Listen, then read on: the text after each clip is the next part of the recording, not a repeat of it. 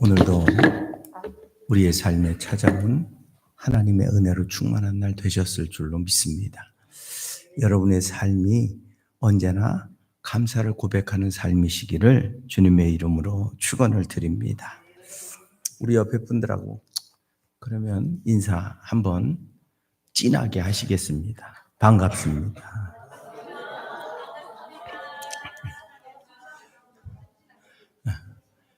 요즘은 의외로 감기 환자들이 많더라고요. 그래가지고 고생을 많이 하고 요즘은 감기가 또 잘 낫지도 않아요. 그냥 계속 고생을 합니다. 대개 마스크 쓴 분들은 감기 환자예요. 그래서 여러분들이 될 수 있으면 가까이 하지 말고 감기 옮기면 힘드니까 가까이 하지 말고 좀 멀찍이서 하시기 바랍니다. 그래도 반갑게 인사하시고 그래서 건강한 모습으로 사시기 바랍니다.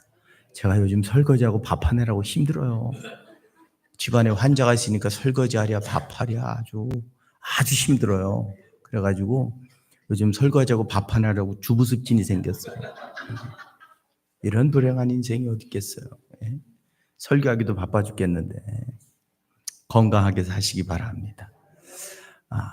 지난주에 이어서 열방을 향한 하나님의 그 거룩한 계획들이 하나하나 성취되고 이루어져 가는 모습을 우리가 경험을 하게 됩니다.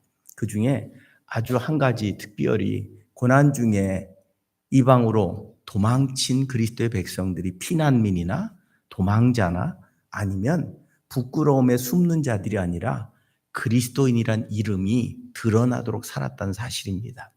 그래서 고난 중에 밝혀진 그리스도인들의 이름, 그리스도인으로서 첫 번째 크리스천이라고 하는 그러한 이름을 가졌다는 말씀을 나눴고, 오늘 그 다른 이름이 또 있습니다. 성도라는 이름을 갖게 되어졌습니다. 성도는 거룩한 무리라고 하는 의미를 담고 있죠. 이 말이 언제 불려졌느냐? 이런 이름은 로마 시대 때 불려졌다고 합니다. 누가 불렀느냐? 로마 사람들이 불렀습니다. 로마 시대에 10명의 황제에 걸쳐서 예수 믿는 것이 죽음의 조건이었습니다. 그래서 원형 경기장에서 마치 축구 구경하듯이 그리스도인들의 옷을 벗겨놓고 사자들이 물어 뜯도록 하는 모습을 바라보며 즐거워하고 박수치고 죽어가는 모습을 바라보며 관중들이 그 모습을 보았던, 그래서 꽉꽉 들이찼던 그 원형 경기장의 그 고통의 현장이 어떻게 보면 많은 사람들이 피해갈 수 있었던 자리입니다. 왜냐하면 예수 믿느냐? 아니요, 안 믿는데요. 그럼 빠져나올 수 있어요. 그런데도 불구하고 예수를 믿느냐? 예, 믿습니다. 그 이후로 죽어야만 됐던 그 현장을 거부하지 않고 도망치지 않고 죽음의 자리에 당당하게 나서서 살았던 사람들. 우리 같으면 위협이 다가오면 어떻게든 모면하려고 했을 텐데 단지 예수를 믿는다는 이유 때문에 죽어야 됐던 그들의 삶이 얼마나 힘겹고 어려웠겠습니까? 그런데 그들을 로마인들은 성도, 거룩한 무리라고 불렀다는 겁니다. 로마가 멸망한 이유가 뭡니까? 타락했기 때문이라고 역사학자들은 말합니다. 로마 시대에 그래서 로마인들은 자녀 중에 장애인이 태어나면 다 버렸답니다. 그 장애인을 누가 데려다 키웠느냐? 기독교인들이 다 데려다 키웠다는 거예요. 그래서 기독교인들을 색출하기 위해 로마 병사들이 가서 집집을 수색하다 보면 자신들이 버린 아이들이 나오는 거예요. 장애를 가지고 태어나 버려진 아이들이, 자신의 자녀들이 그리스도인들에 의해 키움받고 성장해가는 모습을 보면서 그리스도인들을 핍박할 수 없는 상황이 벌어지는 겁니다. 그리고 AD 313년에 결국은 콘스탄트 황제에 의해서 기독교가 공인되고 로마의 국교까지 됩니다. 여러분, 그리스도인의 힘은 어디 있느냐? 파워에 있는 겁니다. 그런데 그 파워는 군사력이나 어떤 세상의 권력으로부터 오는 게 아니라 신앙의 파워, 영적인 파워로부터 오는 겁니다. 로마에 핍박당하던 교회가 거룩한 삶을 통해서 오히려 로마를 정복하는 역사를 만들어낸 겁니다. 그리스도인들은 어디 가서 살든 어떤 직장에 있든 어떤 일을 하든 그곳에서 영적인 파워를 행사해야 되는 거예요. 그 영적인 파워는 힘이 아닙니다. 단순하게 굴복시키고 힘을 가지고 점령하는 게 아니라 겸손하게 섬김을 통해서 존경받는 겁니다. 그래서 그 말의 힘이 능력이 되는 삶. 핍박 속에서도 던져 버려진 아이들을 키워가며 자신들의 거룩성을 유지하기에 타락한 시대에 타락하지 않고 성결함과 거룩함을 지켜나갔던 그 그리스도인들, 그들이 보기에는 어리석은 자들이고 바보 같은 자들입니다. 왜 우리처럼 즐기지 못해? 왜 우리처럼 행복하게 못 살아? 왜 우리처럼 쾌락을 못 놀아? 그런데 결국 그것으로 인해 로마는 망해버렸습니다. 그곳에서도 그리스도인들은 분명히 고난과 아픔 속에서 그리스도인답게 거룩함을 유지할 수 있었을 때 어떤 상황에서도 그것이 힘이 되고 능력이 되어져서 시대를 바꿔가는 놀라운 역사를 만들어낼 수 있었다는 겁니다. 오늘 우리는 성도입니다. 거룩한 무리들입니다. 거룩하다는 것은 세상과 구별되어져 있는 우리들만의 하나님의 말씀을 따라 진리를 따라 살아가는 삶, 빛이요 소금의 삶을 살아감을 통해서 이루어지는 겁니다. 거룩한 교회라고 이야기해서 거룩해지는 게 아닙니다. 우리가 교회라고 해서 거룩해지고 우리가 특별하다고 해서 거룩해지고 우리가 예수 믿는다고 거룩해지는 게 아니라 우리 삶이 거룩할 때, 구별될 때 우리에게는 거룩한 역사가 나타날 수 있는 겁니다. 그러기에 우리의 믿음이 삶으로 증명되지 않는다면 그 믿음을 우리는 의심해 봐야 됩니다. 우리가 병들 때가 있습니다. 그게 언제냐면 의심이 사라질 때입니다. 내 믿음에 대한 확신을 갖고 있을 때 난 이래. 내가 올바르게 믿고 있어. 난 확실하게 믿고 있어. 정말입니까?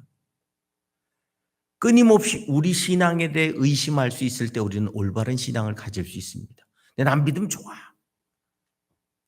내가 내 믿음을 확신하는 순간 우리는 이미 수렁에 빠져 있는 겁니다. 오늘 우리의 믿음은 항상 의심받아야 되고 우리 스스로 항상 의심할 때 굳건히 바로 서는 역사들이 우리 삶에 나타납니다. 난 믿음 좋아. 거짓말하지 마십시오. 하나님이 그렇다고 말씀하셨나요? 하나님이 그렇다고 말씀하시지 않았으면 난 믿음 좋은 게 아닙니다. 제가 요즘 우리 교회에 새로 들어온 신앙생활을 새로 시작하는 분들한테 되게 많이 배워요.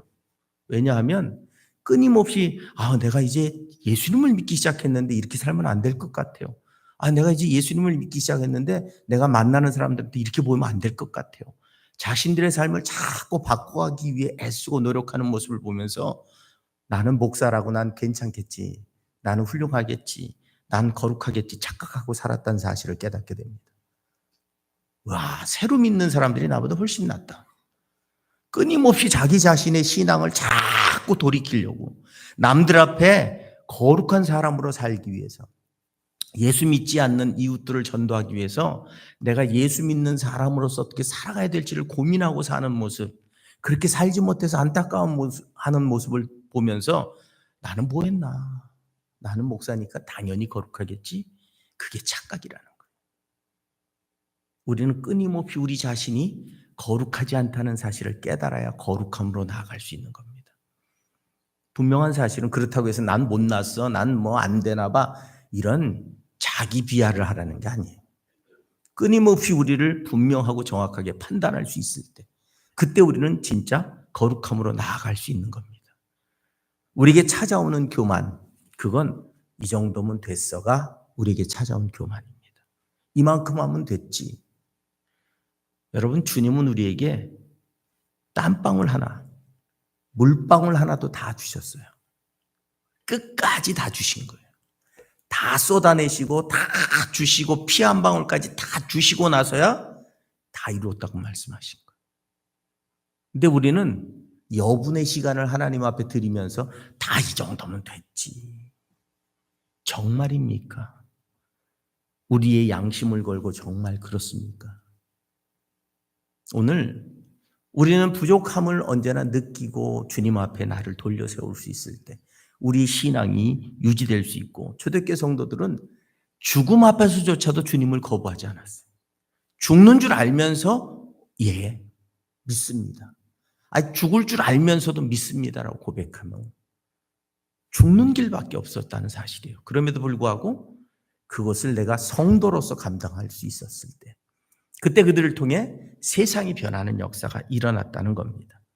그리고 마지막으로 그리스도인이 가지고 있는 이름 중에 하나가 제자입니다. 제자는 뭡니까?